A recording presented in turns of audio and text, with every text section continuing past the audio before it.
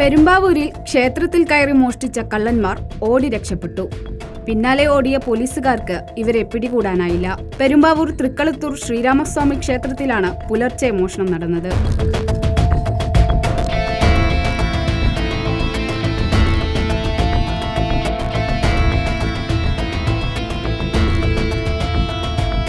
ക്ഷേത്രത്തിൽ കയറിയ 2 കള്ളന്മാർ ക്ഷേത്ര ഓഫീസിനകത്തിരുന്ന ഒരു മൊബൈൽ ഫോണും 1 കിലോയിൽ കൂടുതൽ തൂക്കം വരുന്ന നാണയത്തുട്ടുകളും മോഷ്ടിച്ചു. ഇതിനിടെ പട്രോളിങ്ങിനെത്തിയ പോലീസ് തൊണ്ടിമുതലുമായി മുങ്ങാൻ നിൽക്കുന്ന മോഷ്ടാക്കളെ കണ്ടു. പോലീസ് ജീപ്പ് കണ്ടതും മോഷ്ടാക്കൾ ക്ഷേത്രവളപ്പിലൂടെ ഓടി. പിന്നാലെ പോലീസ് ഉദ്യോഗസ്ഥനും വെച്ചുപിടിച്ചു. പക്ഷേ പിടികൂടാനായില്ല. കയ്യിൽ നിന്ന് വഴുതിപ്പോയ കള്ളന്മാരെ പിടികൂടാൻ കാലടി പോലീസ് അന്വേഷണം ആരംഭിച്ചു.